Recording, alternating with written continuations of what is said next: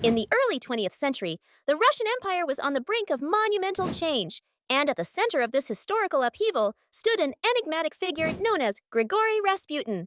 Often referred to as the Mad Monk, Rasputin's life and his profound influence over the Romanov family have been shrouded in mystery, controversy, and fascination.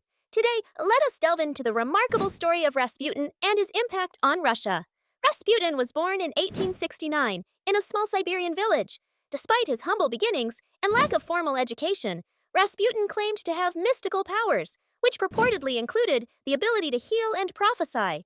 His rugged charisma and seemingly supernatural abilities eventually caught the attention of many in Russian society. But it was his introduction to the Russian royal family, the Romanovs, that would catapult him to notorious fame. In the mid-1900s, the Romanovs were grappling with a private turmoil. Their only son, Alexei, was suffering from hemophilia, a life-threatening condition. Desperate for any cure, Tsarina Alexandra turned to Rasputin, who began to play an increasingly pivotal role in the royal household. To this day, the reasons behind the apparent miraculous impact he had on Alexei's condition are still debated. Some suggest it was his calming presence that helped, while others attribute it to mere coincidence. Nevertheless, his influence over the Tsarina grew, allowing him unprecedented access and sway within the Russian court.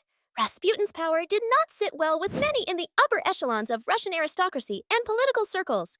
His presence and influence were seen as a threat, and it wasn't long before rumors and accusations of debauchery and manipulation surrounded him. Rasputin's disregard for decorum and his infamous indulgence in vices only fueled the fire among his critics. Despite his unsavory reputation, Tsarina Alexandra defended him fervently, further deepening the court's divide. As World War I ravaged Europe, Rasputin's role became even more controversial. With Tsar Nicholas II at the front lines, Tsarina Alexandra, under Rasputin's guidance, effectively took command of the Russian government. This decision was profoundly unpopular and is seen by many historians as exacerbating the already existing turmoil. The resentment towards Rasputin eventually culminated in a dramatic assassination attempt in 1916.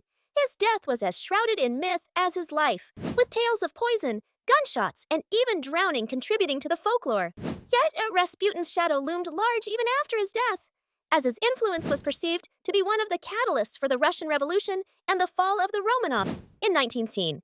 Conclusion: Grigory Rasputin remains an enduringly complex figure in Russian history, a man whose life was marked by paradoxes, revered as a divine healer by some and reviled as a debauched meddler by others.